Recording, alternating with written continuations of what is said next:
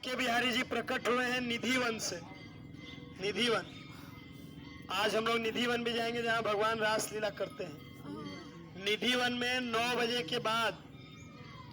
के बाद सारे पशु पक्षी बंदर चींटी कीट पतंग सब पूरा निधिवन छोड़कर चले जाते, खाली कर देते।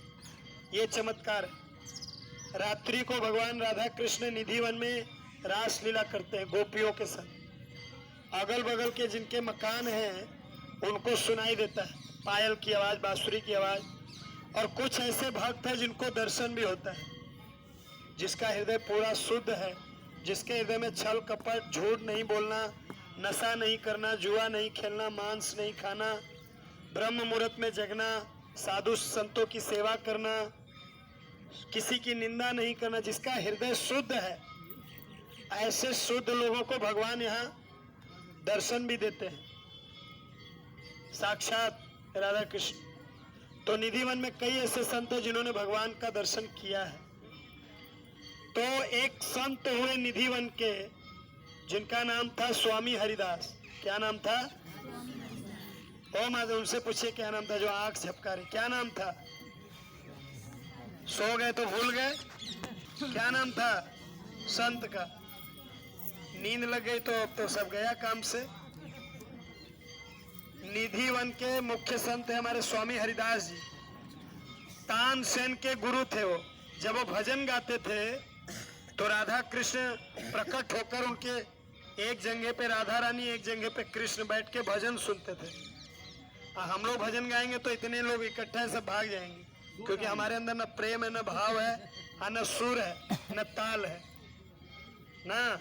लेकिन वो ऐसे संत थे कि गाते थे तो राधा कृष्ण प्रकट होकर उनके जंघा पे बैठ के भजन सुनते थे। तो जब वो बुजुर्ग हो गए, बूढ़े हो गए, तो उनका नियम था वृंदावन की परिक्रमा, गोवर्धन की परिक्रमा, भजन कीर्तन गाना। जब बुजुर्ग हो गए तो भगवान का दर्शन करने नहीं जा पाते थे मंदिरों में।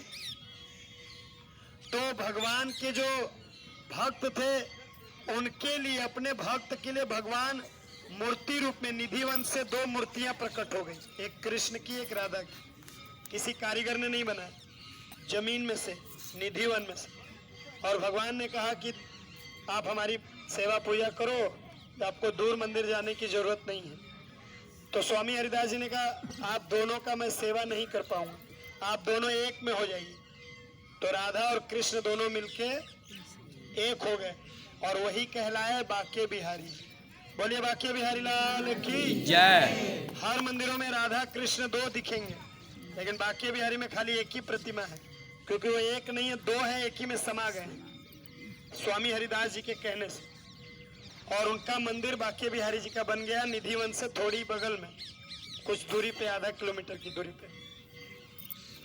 तो बांके बिहारी साक्षात भगवान प्रकट हुए हैं। एक दिन की बात है, आज से लगभग 40-45 साल पुरानी घटना। एक राजस्थान की लड़की,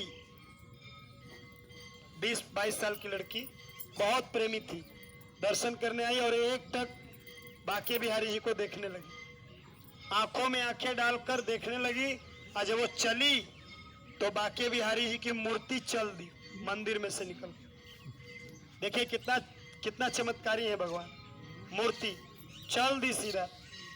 अब सारे पुजारी गोस्वामी जी लोग चरण धरने लगे, अरे प्रभु आप मत जाइए, आप चले जाएंगे तो हमारे पूर्वज स्वामी हरिदास जी ने आपको प्रकट किया, आप चले जाएंगे तो बड़ा लज्जा की बात होगी, लोग क्या कहेंगे कि ये लोग सेवा पूजा नहीं किए, मूर्ति चली गई।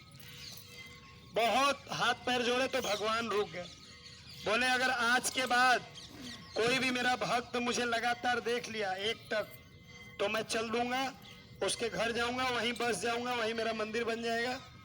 तो पुजारी लोग ने क्या किया, आपस में मीटिंग करके एक नियम बनाया, क्या कि 2-2 मिनट में पर्दा लगाएंगे हटाएंगे, लगाएंगे हटाएंगे, ताकि नजर भंग हो जाए, लगातार कोई देख न पाए। तो अभी भी आप जाएंगे तो देखेंगे पर्दा हटता है, फिर लगता है, हटता है, ताकि लगातार कोई एक टक देख न सके, ताकि भगवान दोबारा बोले मैं दोबारा जाऊंगा तो रोकूंगा नहीं। ठीक है, तो ये बांके बिहारी जी। बांके बिहारी मंदिर पहुंचने के बाद बहुत भीड़ होती है, बहुत धक्का, लगभग बहुत सारे लोग हम लोग बिछड़ जाएंगे। तो सब लोगों को क्या करना है, बांके बिहारी चौराहा आ जाना है। वहां से बांके बिहारी चौराहा, चौराहा से 10 रुपया लेगा ई रिक्शा वाला। इस्कॉन मंदिर, अंग्रेज मंदिर पहुंचना है या इस्कॉन गौशाला पहुंचना है। आज का प्रसाद वहीं पर है, भोजन प्रसाद सभी लोगों का, समझ गए। प्रसाद लेने के बाद फिर हम लोग इकट्ठा होंगे जब, तो निकलेंगे निधि वन, सोने के खम्बा, रंग जी मंदिर, बहुत सारे मंदिर अभी बाकी हैं, समझ गए। चला जाए तब। ठीक। बोले बांके बिहारी लाल की जय। राधा मदन मोहन जी की जय।